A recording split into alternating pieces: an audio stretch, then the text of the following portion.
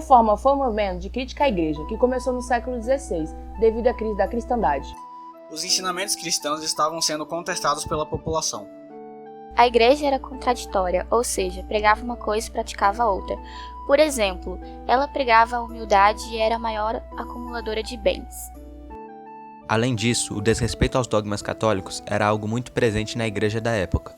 O nicolaísmo era o ponto mais criticado.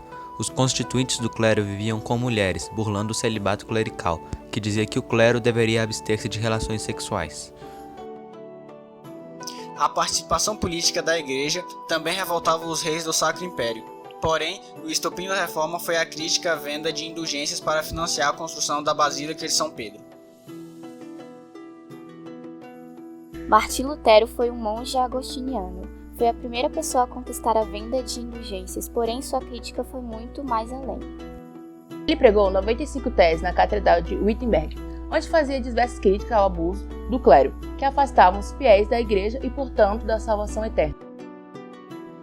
Lutero não queria romper com a Igreja, mas o clero foi intolerante. Ele então escreveu algumas obras, dentre elas o Papado de Roma, onde atacava o Papa, e o Cativeiro Babilônico, contra a hierarquia eclesiástica.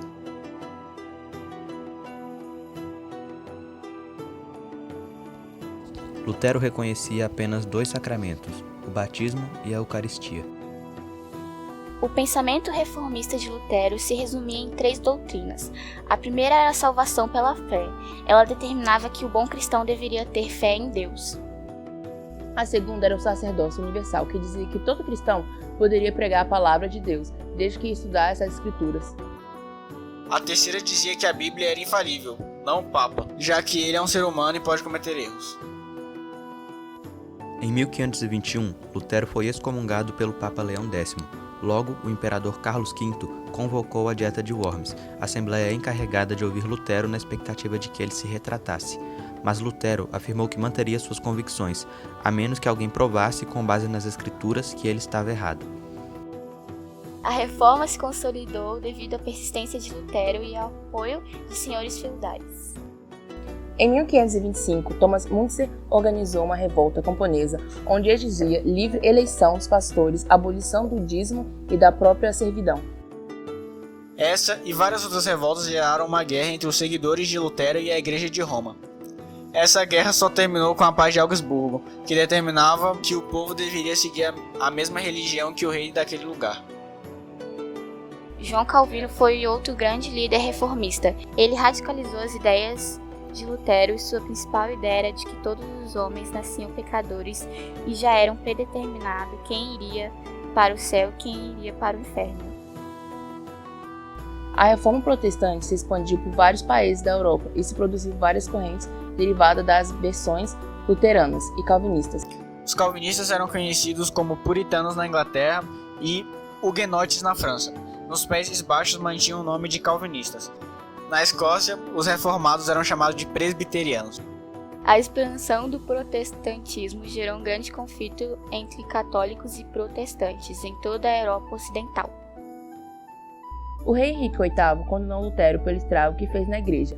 Em 1527, pediu ao papado que anulasse seu casamento, porque sua esposa não lhe dava filhos homens. O papado, obviamente, não aceitou o pedido, porém o rei se separou e casou novamente com outra mulher e foi excomungado pela igreja. Na França, os huguenotes foram alvos dos católicos e eles acabaram travando uma guerra religiosa. O apoio de ambos os lados, protestante e católico, era bastante amplo. Em 1562, Catarina de Médicis, sobrinha do Papa Clemente V, publicou o Edito de Tolerância, que dava o direito aos protestantes de seguirem seu culto, desde que tivessem autorização real.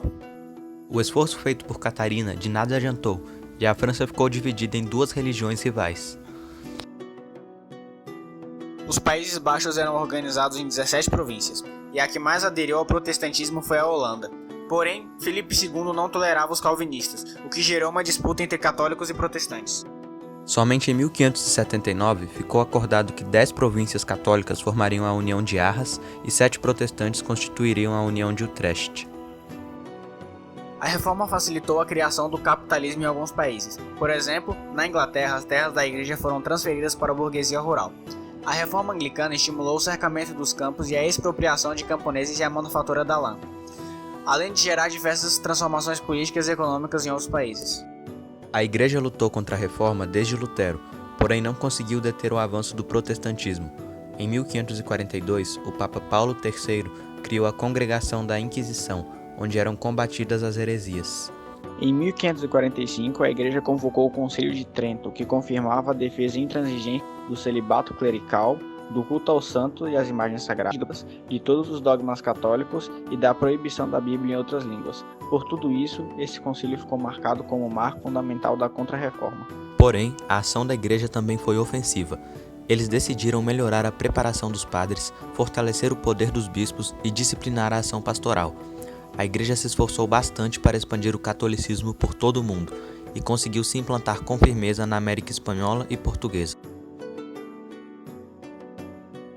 A Reforma foi um movimento muito importante para o fim do domínio católico da Idade Média e abriu portas para diversos cultos cristãos que perduram até a atualidade.